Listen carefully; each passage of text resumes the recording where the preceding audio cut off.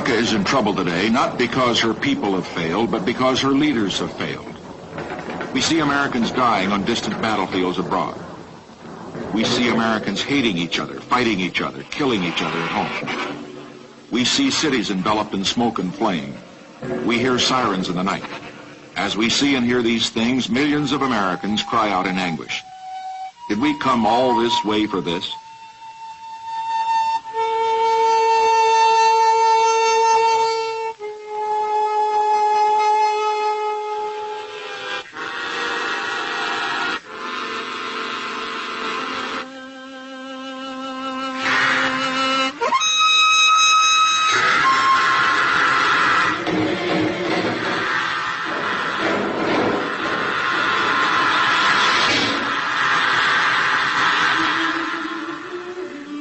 Let us listen now to another voice.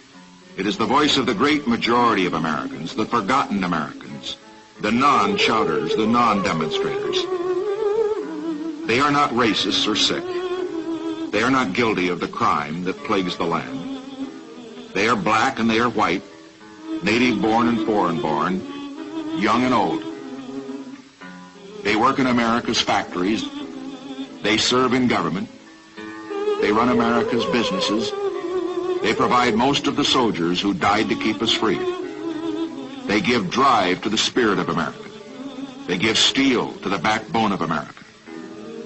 They give lift to the American dream. They are good people, decent people. They work, they save, they pay their taxes, they care. Like Theodore Roosevelt, they know that this country will not be a good place for any of us to live in unless it is a good place for all of us to live in. This, I say, is the real voice of America. And in this year, 1968, this is the message it will broadcast to America and to the world. Let's never forget that despite her faults, America is a great nation.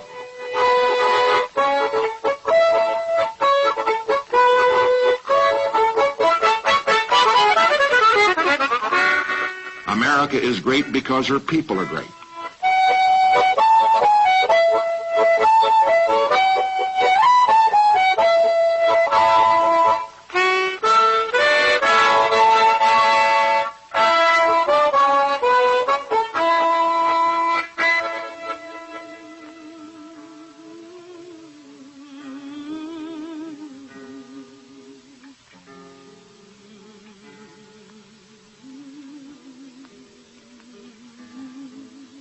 With Winston Churchill, we say, we have not journeyed all this way across the centuries, across the oceans, across the mountains, across the prairies, because we are made of sugar candy.